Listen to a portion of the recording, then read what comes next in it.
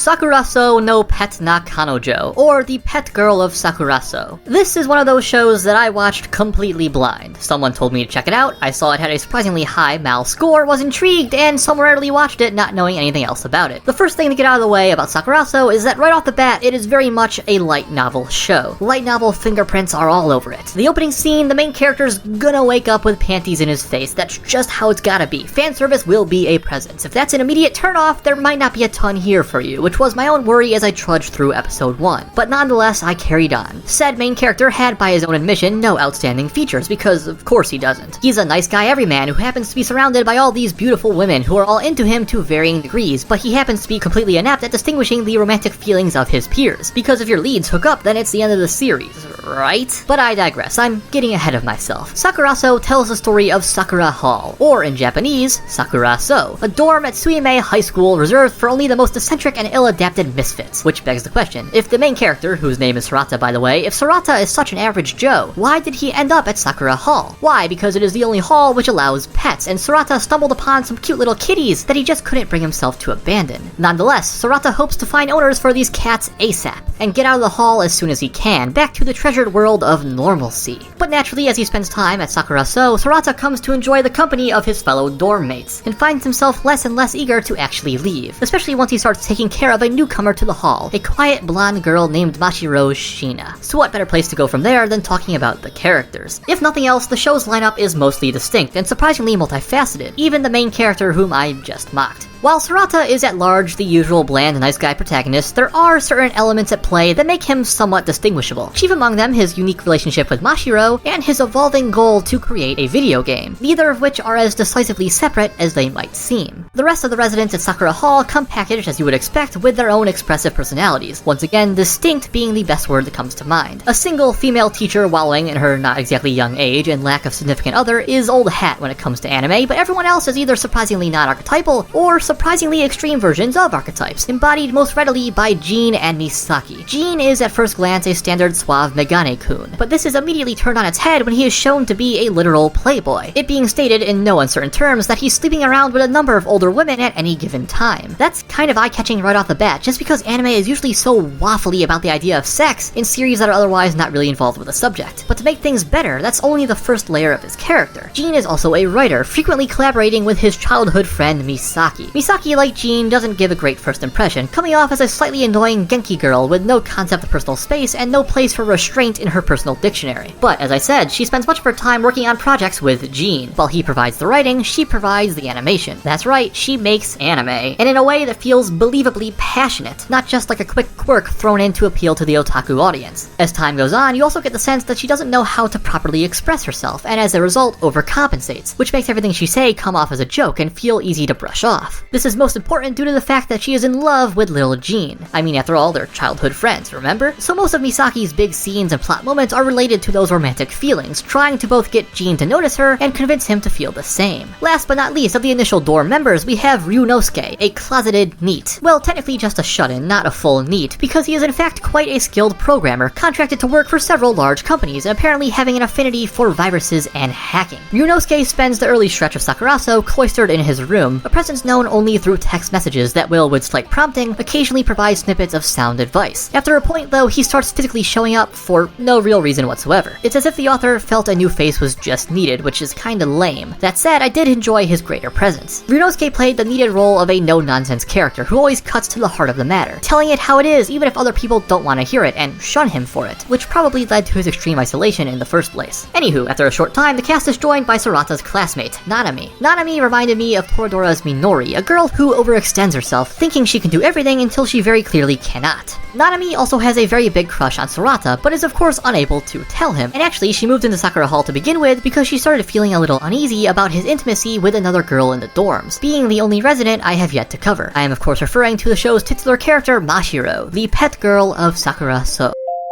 You might speculate that this pet girl refers to someone who just really likes pets or something. That would fit with the premise, since Sarata has those cats he's trying to get rid of, but no, rather Mashiro herself is practically a pet, at the outset seemingly unable to handle basic solitary activities, nor grasp the essentials of human social interaction. Mashiro almost certainly has some sort of mental disorder, and I say that in full seriousness. It is never directly stated, and I won't pretend I'm versed enough in the field to properly diagnose her, but her peculiar actions very strongly imply something. She can memorize things after seeing them just once, describing the process as imagining them like pictures when asked. She frequently cuts through the roundabout conversation of her peers with her lack of tact and filter, in a very obviously unintentional manner. When a friend gives an impassioned diatribe directed squarely at her, Mashiro literally responds by saying that she doesn't understand what is being said, utterly failing to grasp the intricacies of emotion. This extends to even include herself, telling Sarata to get out from inside me, when she starts to develop feelings for him, unable to properly process what those feelings are. It's a very fascinating representation of her character, managing to avoid seeming like simply a robotic anime girl, and instead illustrating someone who thinks and perceives fundamentally differently, which frankly also leads to Mashiro being comedy gold, simply repeating prior remarks when the conversation has stalled, or overstepping bounds without realizing it. But Mashiro's presence is not a purely comedic one. As implied by the aforementioned feats of memorization, Mashiro is a savant. She might not be great at the whole talking and empathizing thing, but she can totally do art. Which brings us to the point of Sakurasou. The show is ostensibly about talent, the talent gap, and the endless struggle to fill it. Characters will be driven to despair by languishing in another's shadow. They question how it's fair for other people to be immediately successful at what they themselves want to do. They ask, is it even worth it to try if there will always be someone better, if your hard work is never rewarded? Because of this, the show is also surprisingly willing to let its characters fail, because in reality, flawless victory on your first try is exceedingly rare. Most people aren't great right away. They need to take time and put in extraordinary effort to reach those lucky people that do start higher up thanks to that unfair, nebulous talent. This also shows that failure inherently isn't the end of the world. Life always goes on, letting you try again and again.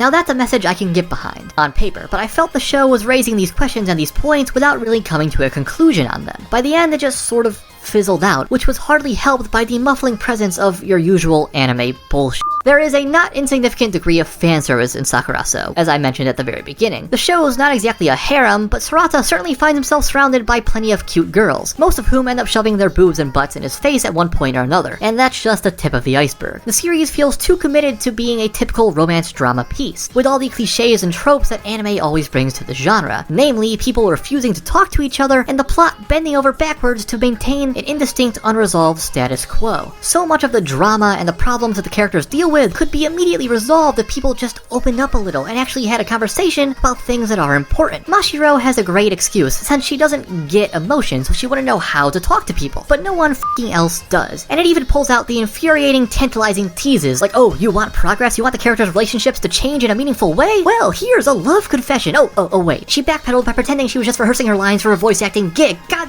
damn it, really? Or how about, no matter how close you are to someone, there are some things you just can't say. Why? Why? It's a confession of love, not murder. Jesus Christ, who enjoys this? Who enjoys the cast being in a constant state of limbo, playing a never-ending game of musical chairs? Where's the satisfaction in that? What's the point? What is the fucking... Okay, moving on.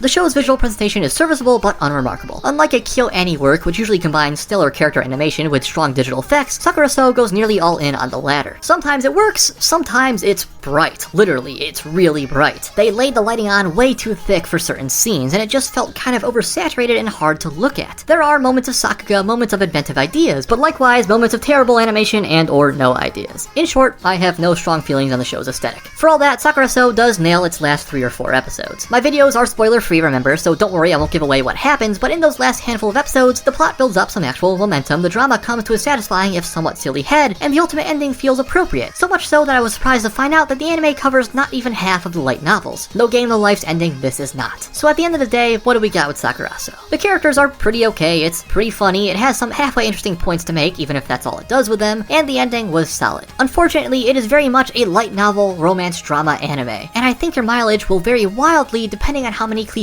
you can tolerate. So after taking everything into account on a scale from F to S, the pet girl of Sakurasou gets a B.